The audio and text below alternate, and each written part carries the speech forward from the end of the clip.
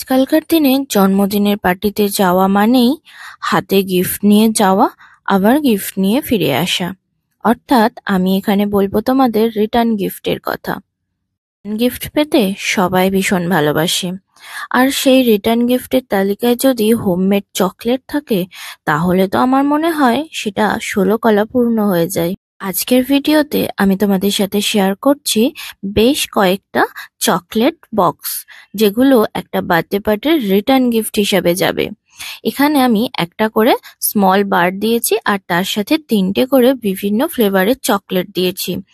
এই অ্যামাউন্টটা অবশ্যই তোমাদের বাজেটের ওপর ডিপেন্ড করবে। যেমন বাজেট হবে তেমন চকলেট হবে।